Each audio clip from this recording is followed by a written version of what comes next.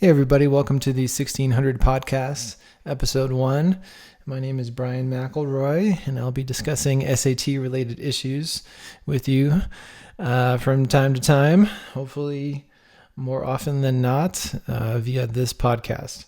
So today we are going to talk about the idea of taking the SAT early, which has been of recent note on the internet lately. A lot of voices in the SAT community claiming that it's a bad idea to take the SAT anytime before your junior year. And I've created this episode to push back against that. I've had numerous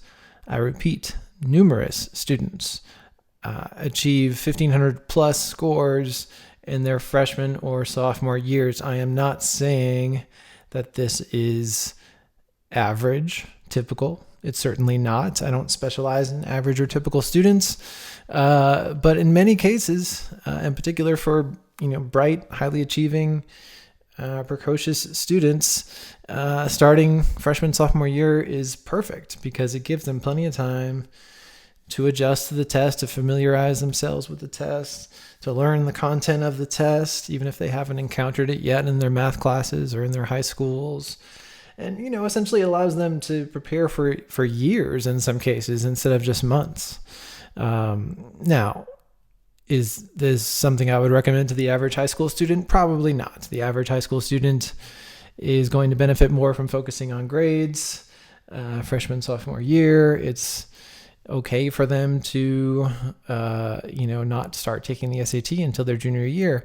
Maybe they don't even take the SAT at all until they take the PSAT in their junior year.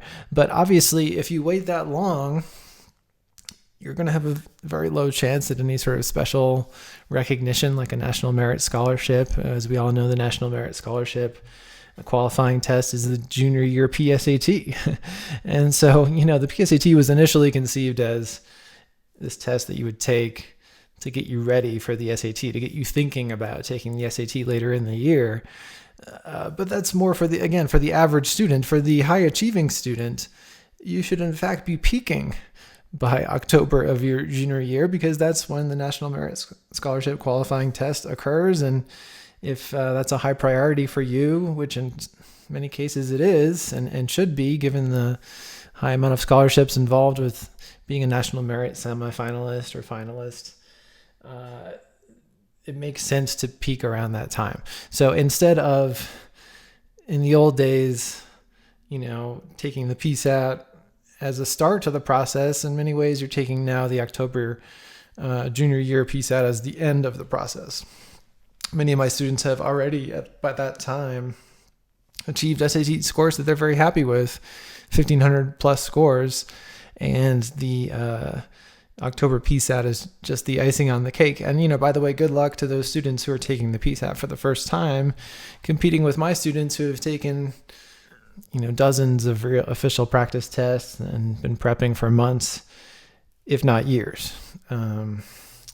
So yeah, that's what I'm here to do today, to push back on the idea that you shouldn't take the SAT until your junior year.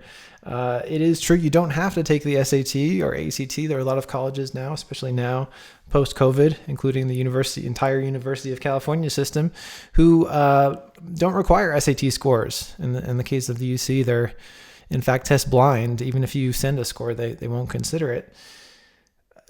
But if you are taking the test, if you are considering taking the test, which in many cases makes a lot of sense, especially for homeschooled students or students who need that extra push that you would get from an elite SAT score, it absolutely does make sense to start preparing as early as 8th grade, 9th grade. I know I will probably get a lot of pushback for this, but I felt compelled to share my perspective because I feel that the perspectives being shared online are limited and coming from tutors, frankly, with limited experience, who don't really understand the entire landscape because they're locked in a studio working on test prep videos instead of actually working with students in the field. So that's all I'll say about that for now.